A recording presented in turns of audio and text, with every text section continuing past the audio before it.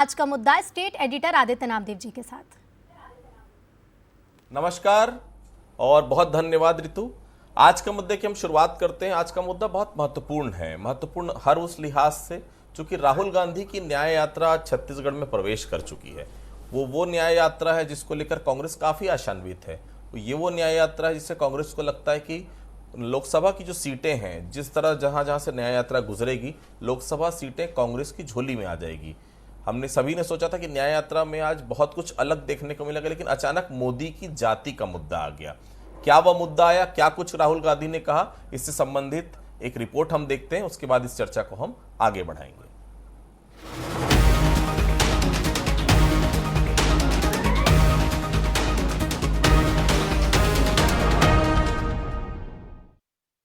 भैया ये जो आपका प्रधानमंत्री है, इसने पूरे देश को झूठ बोला कि ये पिछड़े वर्ग का है।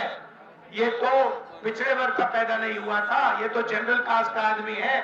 ये पूरे ओबीसी वर्ग को झूठ बोल रहा है, बेवकूफ बना रहा है। राहुल गांधी ने एक बार फिर पीएम मोदी की जाति को लेकर बड़ा हमला बोला। ओडिशा से रायगढ़ पहुंची भारत जोड़ो न्याय यात्रा को संबोधित करते हुए राहुल ने बीजेपी और मोदी को निशाने पर लिया।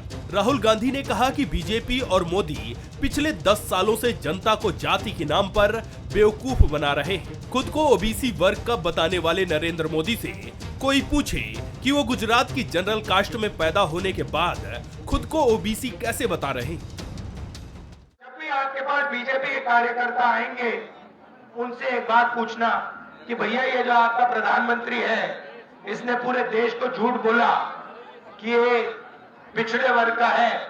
ये तो पिछड़े वर्ग का पैदा नहीं हुआ था, ये तो जनरल कास्ट का आदमी है। ये पूरे ओबीसी वर्ग को झूठ बोल रहा है, बेवकूफ बना रहा है। राहुल गांधी के इस बयान ने छत्तीसगढ़ के साथ साथ देश भर में ओबीसी बनाम जनरल की बहस छेड़ दी है। इस बयान को एक बार फिर बीजेपी राहुल गांधी के ही खिलाफ इस्तेमाल करने की तैयारी में है। बीजेपी का कहना है कि राहुल गांधी ने मोदी नहीं, ओबीसी वर्ग का अपमान किया है। क्या राहुल गांधी अपने साहू समाज से आने वाले पूर्व मंत्रियों और नेताओं को ओबीसी नहीं मानते? मोदी जी के जाति पर राहुल जी सवाल उठा रहे हैं। छत्तीसगढ़ में जो साहू होते हैं वो गुजरात में इसी समुदाय को बिलोंग करते हैं। यह एक पक्ष है, जाति का पक्ष। लेकिन मैं राहुल गांधी जी से पूछना चाह रहा हूं कि मोदी जी पर सवाल उठाने से पहले वो नकली गांधी को जवाब देना चाहिए और इतिहास बताना चाहिए कि वो राहुल नेहरू से कैसे राहुल गांधी बने। जब जब लोकसभा चुनाव नजदीक आते हैं, कांग्रेस पीएम मोदी की जाति को लेकर हमेशा सवाल खड़े करती है। लेकिन इस बार राहुल का बयान छत्तीसगढ़ की जमीन पर आया है। राहुल के इस बयान के सियासी मायने तो कई निकाले जा सकते हैं, लेकिन लोकसभा चुनाव से पहले छत्तीसगढ़ की जनता और ओबीसी वर्ग इसके क्या मायने निकालेंगे, ये तो आने वाला वक्त ही बताएगा। Bureau report, Bansal news. देखा आपने रिपोर्ट। देखिए, राजनीति में जाति है कि जाति नहीं। विधानसभा चुनाव हो या लोकसभा, जाति का मुद्दा किसी न किसी बहाने आ ही जाता है। आज छत्तीसगढ़ पहुंचे राहुल गांधी ने एक बार फिर जाति का राग अलापा है। निशाना भले ही नरेंद्र मोदी रहे हों, लेकिन इस बहाने राहुल गांधी ने ओबीसी वोट बैंक को प्रभावित करने की कोशिश की है। दरअसल 2018 से ही नरेंद्र मोदी सार्वजनिक मंचों पर खुद को ओबीसी होने का दावा करते रहे हैं। जाहिर है ओबीसी को प्रभावित करने के उद्देश्य से ही नरेंद्र मोदी ने कहा हो, लेकिन आज राहुल गांधी ने यह कहकर नरेंद्र मोदी के ओबीसी वाले दांव को उल्टा करने की कोशिश की है कि वो ओबीसी वर्ग में पैदा ही नहीं हुए। हालांकि ऐसा कहने के पीछे का कोई मूल उद्देश्य समझ से परे लगा, लिहाजा छत्तीसगढ़ भारतीय जनता पार्टी राहुल गांधी पर पलटवार करने में देर भी नहीं लगा रही है। रायगढ़ से विधायक और सूबे के वित्त मंत्री ओपी चौधरी ने गांधी परिवार पर यह कहकर निशाना साध दिया कि जातियों से ज्यादा नरेंद्र मोदी अब गरीब और अमीर की बात करते हैं, तो फिर राहुल गांधी जातियों का जिक्र बार बार क्यों कर रहे हैं? पहले उन्हें यह स्पष्ट करना चाहिए कि वे राहुल नेहरू से राहुल गांधी कैसे बन गए। प्रियंका वाड्रा पर भी ओपी चौधरी ने निशाना साधा। राजनीतिक आरोप प्रत्यारोप से अलग ये सवाल तो उठने ही लगा है कि लोकसभा चुनाव के पहले ओबीसी वाला दांव फिर से उठाकर राहुल गांधी ने कहीं चुनावी पासा तो नहीं फेंक दिया है। चलिए, राहुल गांधी के इन्हीं बयानों पर चर्चा की हम शुरुआत करते हैं। हमारे साथ चर्चा करने के लिए 3 बेहद खास मेहमान मौजूद हैं। हमारे साथ राम अवतार तिवारी जी हैं, वरिष्ठ पत्रकार हैं, बहुत स्वागत करता हूं उनका। हमारे साथ देवलाल जी जुड़े हुए हैं, भारतीय जनता पार्टी के प्रवक्ता हैं, नेता हैं, बहुत स्वागत करता हूं उनका। और हमारे साथ नितिन भंसाली हैं, कांग्रेस के वरिष्ठ नेता हैं, प्रवक्ता हैं, बहुत स्वागत करता हूं। सबसे पहले नितिन जी के पास चलता हूं। नितिन जी, राहुल गांधी तो भारत को जोड़ने की बात करते हैं, न्याय की बात करते हैं, तो ये ओबीसी जातियों में तोड़ने की बात क्यों कर रहे हैं? मोदी की जाति बताने का मतलब रायगढ़ में आके कुछ समझ से परे थोड़ा सा समझाने की कोशिश करेंगे नितिन जी। मोदी कोई सामान्य व्यक्ति नहीं, देश के प्रधानमंत्री हैं, और वो यदि कोई बात को बोलते हैं तो उनके विषय में प्रदेश की और देश की जनता को मालूम भी होना चाहिए। मोदी जी हमेशा कहते हैं कि मैं ओबीसी वर्ग से आता हूँ, और वो तो कई बार बहुत कुछ और भी कहते हैं। कभी कहते हैं मैं चाय बेचता था, कभी कहते हैं मैं भिक्षा मांगता था, कभी कहते हैं मैं पढ़ा ही नहीं हूँ, और कभी पता चलता है कि बीए की डिग्री लेके अमित शाह दिखा रहे हैं। तो बहुत सारी चीज़ें समय रहते रहते ये बहुरूपियों के जैसे रूप बदलते हैं। तो इस बात का राहुल जी ने थोड़ा सा खुलासा किया कि मोदी जी जो है वो बाय बर्थ ओबीसी नहीं है। उन्होंने ये बताया कि वो मोग घाची जाति होती है, तो उस जाति के थे जो कि ओबीसी वर्ग में नहीं आती थी, और जिसको गुजरात सरकार ने वर्ष 2000 में उस जाति को ओबीसी में शामिल किया। तो बाय बर्थ ये ओबीसी नहीं है। इस बात को बोला गया। अब इस बात को किस ढंग से मीडिया ले रही है और किस ढंग से बीजेपी ले रही है, ये मुझे बताने की आवश्यकता नहीं, राजनीति कर रहे हैं। पर इन्होंने एक सच जो था देश के प्रधानमंत्री का, वो देश के सामने रखा है, इसमें कोई बुरी बात नहीं। देवलाल जी, ओबीसी के नाम पर प्रधानमंत्री ने झूठ बोला है। राहुल गांधी कह रहे हैं कि वो सामान्य जाति में पैदा हुए हैं। राहुल गांधी तो अभी शुरुआत है, आगे और तल्ख हो जाएंगे, ऐसा कांग्रेस दावा कर रही है। रोज कोई ना कोई खुलासा कर रहे हैं, आगे दिक्कत तो नहीं हो जाएगी भारतीय जनता पार्टी को? क्योंकि बात केवल ओबीसी की नहीं है देवलाल जी, प्रधानमंत्री के झूठ बोलने की बात हो रही है यहाँ पर। देखिए, ये जो राहुल गांधी जी हैं, आसमान में थूकने का प्रयास कर रहे हैं। छींटे मुंह में पड़ेंगे और इनको करारा जवाब मिलेगा जो जनता देने वाली है। और रही बात कांग्रेस की, कांग्रेस के लोगों को ये शोभा नहीं देती। मैं ये कांग्रेस के लोगों से पूछता हूँ कि चुनाव आते ही जाति धर्म संप्रदाय में देश को बांटने के लिए ये लोग एक साथ पूरा खड़े हो जाते हैं। और ये मैं समझ नहीं पा रहा हूं कि इस देश में कांग्रेस के लोग गांधी परिवार की चाटुकारिता से आगे निकल ही नहीं पा रहे हैं कि इनका जो अध्यक्ष है वहां बैठा हुआ है, और ये पार्टी में ही इनके लोग बाहर निकल के उल जुलूल बयानबाजी करते हैं। आज जाति संप्रदाय में एकता के साथ न्याय के लिए यात्रा निकाल रहे हैं ना, कि देश को लड़वाने के लिए यात्रा निकाल रहे हैं कि ओबीसी वर्ग, जनजाति वर्ग, सामान्य वर्ग चाहते क्या है। राहुल गांधी जी और कांग्रेस के लोग स्पष्ट करें कि ये लोग चाहते क्या है। इतना ही नहीं, अगर ये पहले सोच ले कांग्रेस के लोग, ये इनका जो नेता है 10 जनपद में रहते हैं, वो कांच के महल में रहते हैं, कांचों के घर में रहते हैं। ये राजनीतिक मूल्यों का हास है। अगर इस टाइप से भाषा कोई इनका लीडरशिप नेतृत्व, जो शीर्ष नेतृत्व है, वो बोल रहा है, वो बिल्कुल ही सर्वत्र निंदनीय है। अगर मैं इनके भाषा में जाऊं, इनसे पूछता हूं मैं कांग्रेस के लोगों से कि राहुल गांधी जी के दादा की जाति तो बता दो। आज हमारा देश है, हमारे देश के हर आदमी को, हर नागरिक को मालूम है कि हमारे देश में एक परंपरा है कि लड़की की अगर शादी होती है तो लड़के के सरनेम के साथ ही उसको जोड़ दिया जाता है। आज कहाँ है ये बताओ। आप जाति में अगर बहुत ही पीछे जाओगे तो आपको जो बोल रहे हैं उससे पीछे हटना पड़ेगा। आप लोग किसकी जाति की बात कर रहे हो? देश का राजा, देश का प्रधानमंत्री जाति धर्म संप्रदाय सबसे ऊपर उड़ जाता है। उसका तो एक ही कर्म होता है कि देश में रहने वाले हर व्यक्ति का विकास हो, हर व्यक्ति आगे बढ़े।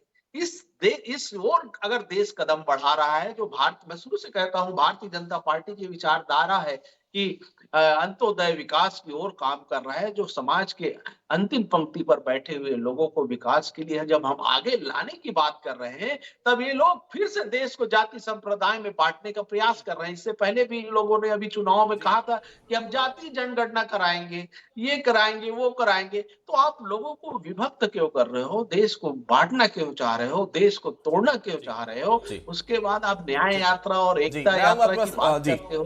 जी देवलाल जी, मैं फिर आऊंगा आपके पास। जी रामअवतार जी, आज गुरुवार का दिन, मोदी की जाति बताने कोई मुहूर्त था क्या? बिना सिर पैर का, बिना कोई आयोजन, कोई ऐसा तय भी नहीं था कि इस आयोजन इस तरह की बातें होगी। क्या था ये छत्तीसगढ़ आकर मोदी की जाति पर बोलना रायगढ़ में? कल ही लोकसभा और राज्यसभा के अंतिम दिन मोदी जी ने ये आरोप लगाया है कि कांग्रेस एसटी एससी वर्ग के ओबीसी के विरोधी है, उन्होंने नुकसान पहुंचाया। तो शायद उसका जवाब आज राहुल गांधी ने रायगढ़ में अपनी सभा में दिया है कि मोदी जी खुद जन्म से आदिवासी नहीं है।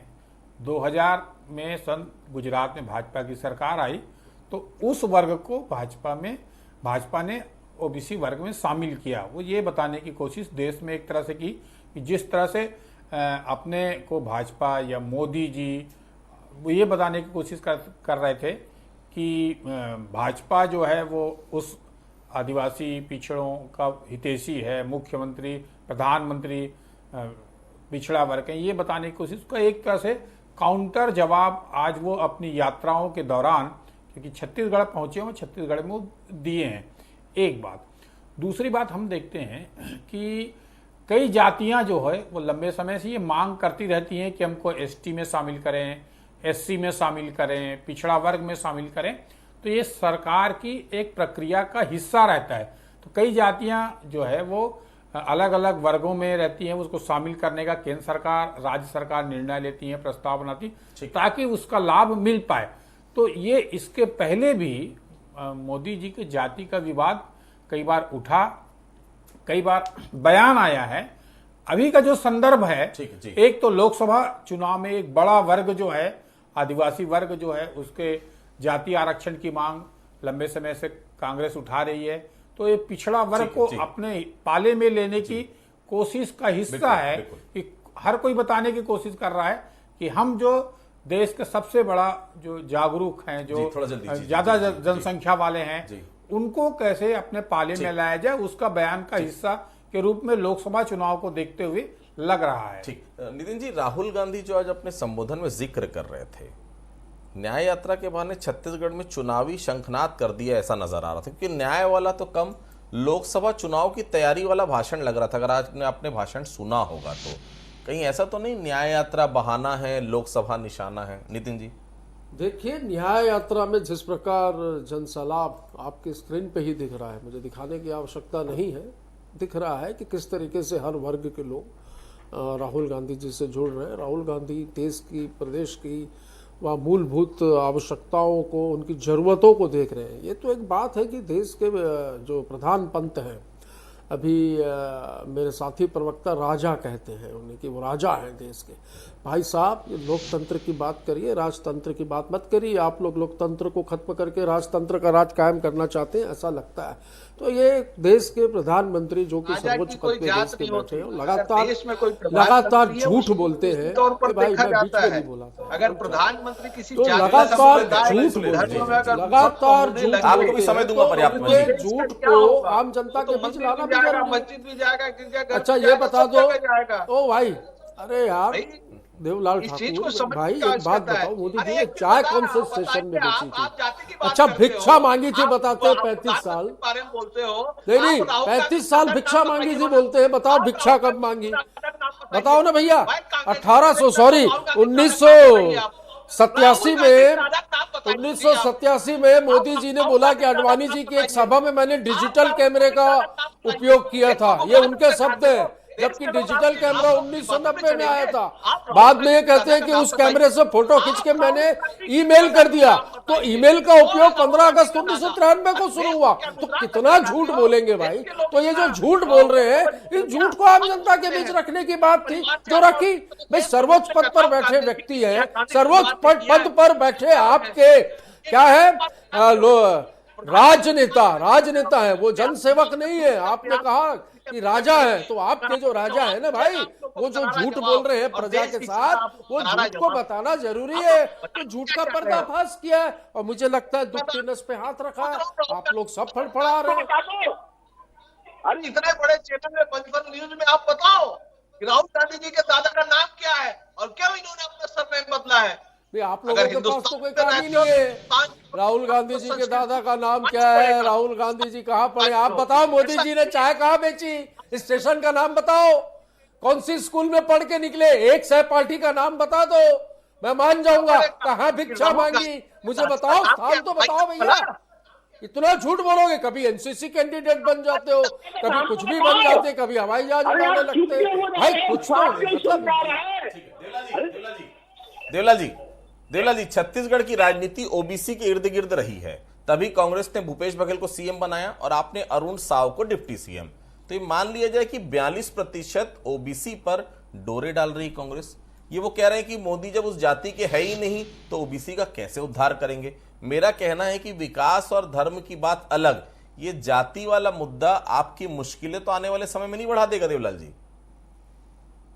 देखिए, भारतीय जनता पार्टी सबका साथ, सबका विकास और सबका विश्वास को लेकर चलने वाली पार्टी है। भारतीय जनता पार्टी आदिवासियों की बात नहीं करती, आदिवासियों के विकास की बात करती है। भारतीय जनता पार्टी दलितों की बात नहीं करती, दलितों का विकास कैसे होगा इसकी बात करती है। भारतीय जनता पार्टी ओबीसी की बात नहीं करती, ओबीसी विकसित होकर कैसे आगे बढ़े इसके लिए काम करती है।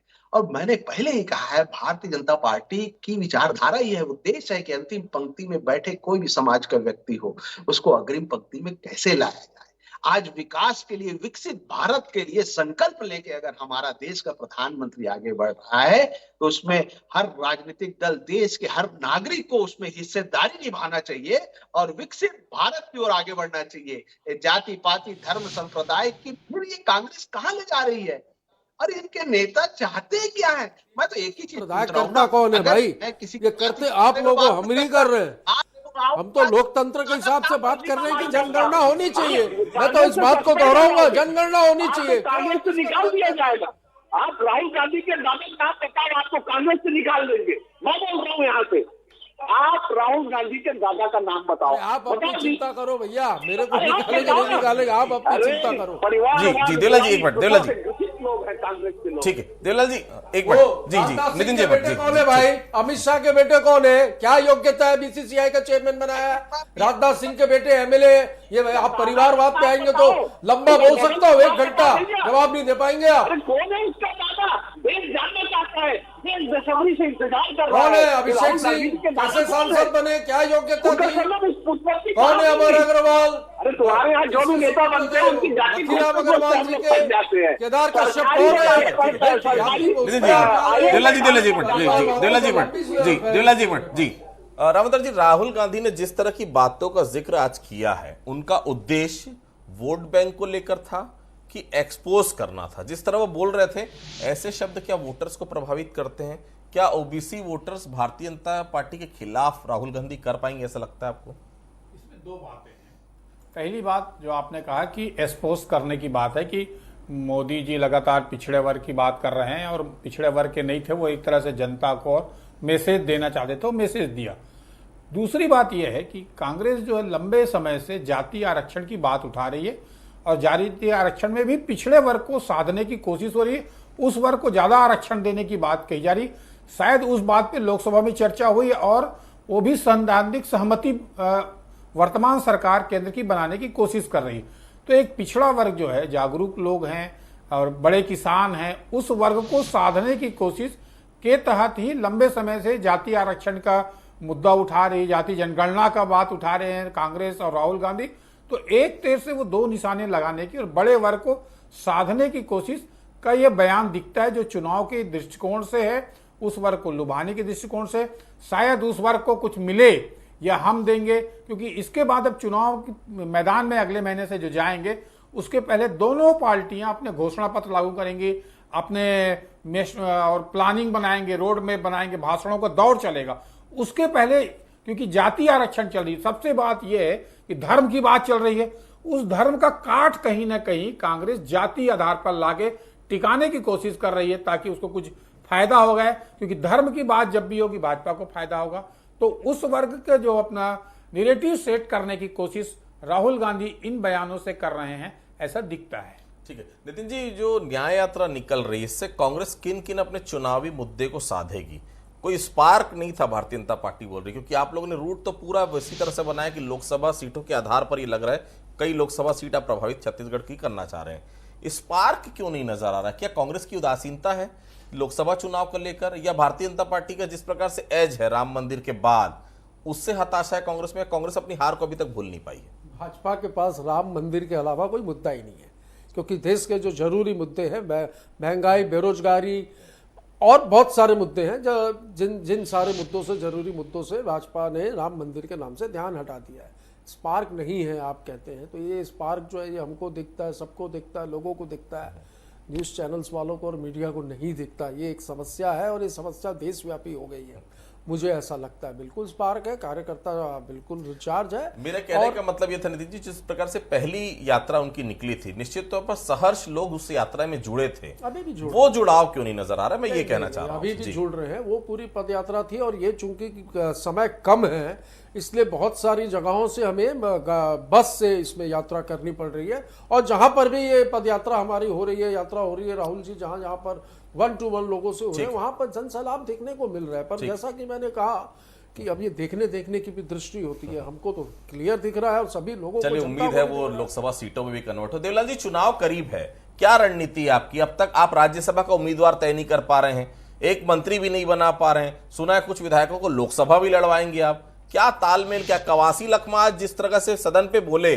आदिवासी सीएम बने हैं विष्णुदेव साय, कुछ दिन बाद हम बताते हैं, कुंडली बना रहे हैं कवासी लखमा आप सभी लोगों की। देवलाल जी देखिए, जिस दिन से भारतीय जनता पार्टी में विष्णुदेव साय सीएम बने हैं, राजनीति की बात छोड़िए, जनता की बात कीजिए। जनता के साथ जो मोदी की गारंटी की शुरुआत हुई थी, हर काम साए साए हो रहा है। आज महतारी वंदन के लिए गांव गांव के उन महिलाओं के चेहरे में खुशी देखिए, जिनको 70% महिलाओं को काट दिया महतारी वंदन योजना से।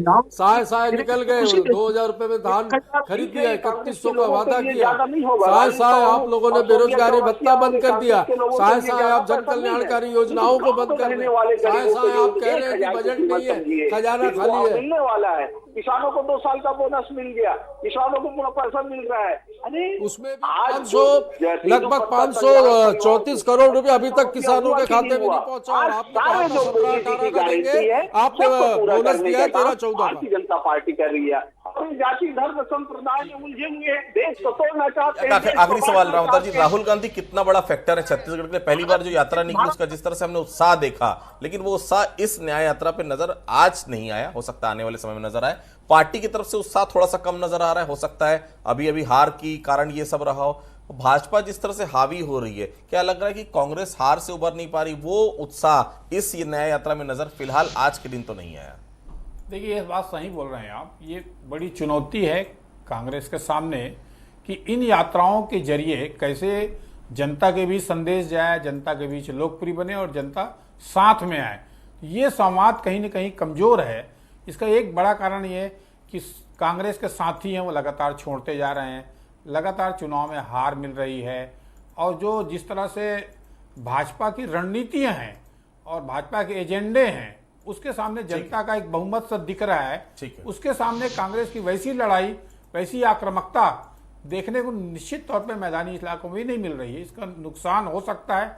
इसी के लिए, चुनौती के लिए यात्रा को निकाला तो जा रहा है, मगर इसको जनता कितना इसको पसंद करती है, नापसंद करती है, तो वोटों में तब्दील कितना हो पाता है, ये आगामी दिनों पता चलेगा। तो देखिए, राहुल गांधी की न्याय यात्रा शुरू हो चुकी है छत्तीसगढ़ में। रायगढ़ में शुरुआत हुई, 2 दिन का ब्रेक है, फिर से न्याय यात्रा आगे बढ़ेगी। उम्मीद कांग्रेस को यही है कि इस न्याय यात्रा के सहारे कम से कम उन सीटों पर, जिस सीटों पर, लोकसभा सीटों पर यह न्याय यात्रा निकली, कम से कम उन सीटों पर कांग्रेस जो है वो हावी हो सके, भारतीय जनता पार्टी से आगे निकल सके। क्योंकि 2019 के लोकसभा चुनाव में केवल 2 लोकसभा सीटें कांग्रेस को मिली थी। कांग्रेस को पूरी उम्मीद है इस न्याय यात्रा के सहारे लोकसभा का जो गणित है, उस गणित में कांग्रेस पास हो पाएगी। देखेंगे हम भी। फिलहाल राहुल गांधी की न्याय यात्रा जारी है। आप सभी हमारे से जुड़े, आप सभी लोगों का बहुत बहुत धन्यवाद। आज का मुद्दा फिलहाल इतना ही। बाकी खबरों के लिए आप लगातार बने रहिए बंसल न्यूज के साथ। नमस्कार।